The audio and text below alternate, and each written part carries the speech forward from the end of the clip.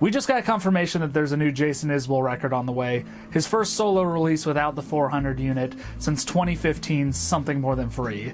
This is all breaking news as of today, so there's not a whole lot of information out there just yet, but here's what we know so far. On Monday, January 13th, Jason Isbell and Southeastern Records posted a joint post on Instagram showing a recording booth set up for a solo acoustic performer. This was our first indication that something might be on the way, and the fact that it was a simple stool and two mics, one for vocals and one for an acoustic guitar, gave an indication that this might be a different kind of project. Almost immediately thereafter, someone posted a picture of a record cover to the Jason Isbell subreddit for a new album called Foxes in the Snow. The cover features an empty wooden house in a bit of a state of disrepair, and also features the track list. The track list outlines 11 songs: Bury Me, Ride to Roberts, Eileen, Gravelweed, Don't Be Tough, Open and Close, Foxes in the Snow, the title track, Crimson and Clay, Good While It Lasted, True Believer, and Wind Behind the Rain. The album cover was verified to be real because someone found that the single had gone live in Australia, and even though US audiences couldn't yet hear the track, you could find a Spotify link to it with that album cover, verifying the existence of the album. Isbell hasn't released a new solo album in a decade, opting instead to focus on Jason Isbell and the 400 unit projects, which have more of a rock and full band energy to them. But the past few years have been a bit turbulent for Isbell, with some key departures and shakeups in the band lineup, as well as his divorce from fellow singer-songwriter Amanda Shires, who is expected to release a new record this year. She recently did a live show in Nashville performing a crop of new songs, and it feels likely that these two records are going to be thematically linked. Isbell has a solo tour scheduled for the late winter and early spring this year, which I'm very excited I have tickets for in DC, can't wait, as well as a full band summer tour that's being billed as an evening with. And if you're not familiar with an evening with format, typically it means that there's no opening act and the band's set list is extended generally. I want to take a minute to turn direction and talk about this lead single, Bury Me, that just released off of this album. At the time I originally recorded this, I hadn't heard it yet. I've listened to it a few times now, and I have a couple thoughts. The first thing that struck me is it's all vocal and guitar. This indicates to me that we're probably in for the most sparsely arranged Isbell album ever. Even with this album being a solo album, I wasn't convinced initially that it was going to be an acoustic record necessarily. After all three of Isbell's solo albums are full band arrangements. They tend to be more stripped back, they tend to be more personal in their lyrics, even in songs that are using characters as vehicles for Isbell's own thoughts, feelings, and emotions. I think Live Oak is a great example of this, where the refrain in that song is obviously pulled from something Isbell is feeling in life, but the story being told in the verses is clearly not something that he's actually been through. And a fun thing that may or may not be a significant detail in Bury Me is that Isbell actually references Live Oak in the context of a grave marker. I don't know if this is actually meant to be a subtle nod to the song. I kind of always wonder when these things happen in songwriting, if they're intentional. I'm gonna guess maybe not, but who knows. With the song having the stripped back style, but also with Isbell's guitar performance in it, it is giving very old country vibes. It kind of reminds me of Red-Headed Stranger in a lot of senses. But in terms of the lyrics of the song, it feels simple, yet I kind of think that's deceptive. You could go a lot of different directions.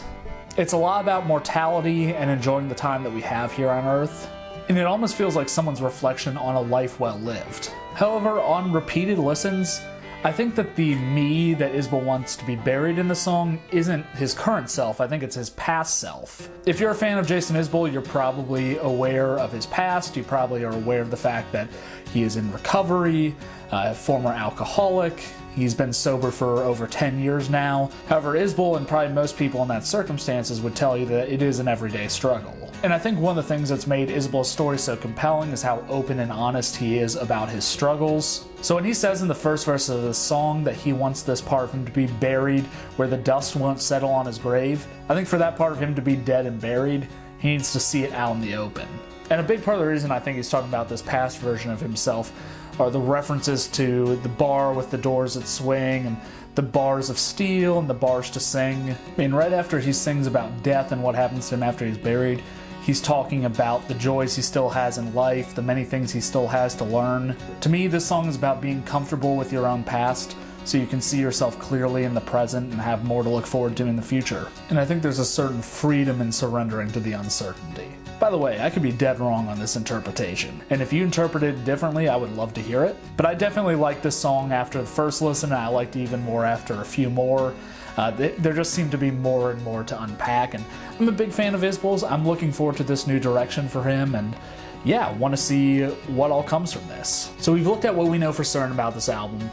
We've talked about the single, what it might mean, some early thoughts and interpretations of it, and I want to maybe speculate about what this single and what we know about the album indicates about what this project will be as a whole, some of the things we can expect given Isbell's place in his career and in life. But before we do that, I want to just ask you, if you're enjoying this video, please consider subscribing to the channel. I do a lot of music commentary on alt country, Americana, and other genres within the roots music community.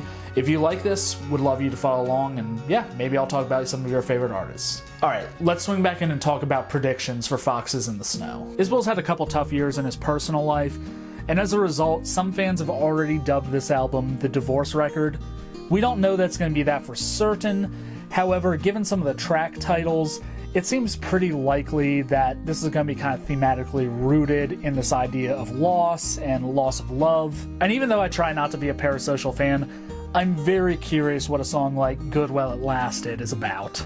Well, we certainly don't know what the themes of the album are going to be. I think from the fact that it is a solo record, we can assume that this is going to be a more personal record. Fans are speculating that it might be a Blood on the Tracks type of record, or Tunnel of Love, or a lot of people are pointing to Nebraska, which I love that record, but I hate that anytime an artist does an acoustic record, that's the only comparison that ever comes up. It's like there are other acoustic records. And we don't even really know if this is going to be a fully acoustic record. It could be something else. A lot of Isbell's more recent works kind of focus more on characters.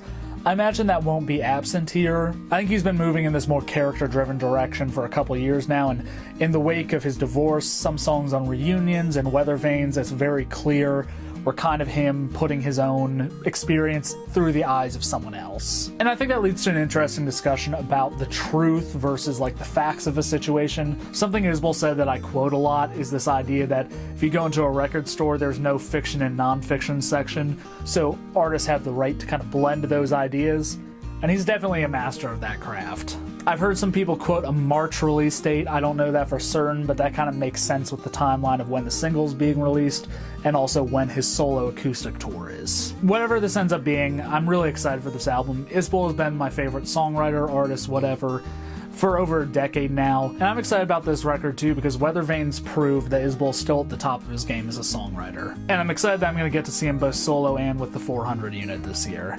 There should be a lot of good stuff ahead. What do you think about the new track? Are you excited about the record? Let me know in the comments below. I'm Brent Funkhauser from Red Moon Media. Thanks for watching. If you like this video, please subscribe. I'm sure I'm going to be talking about this album more as we get closer to release.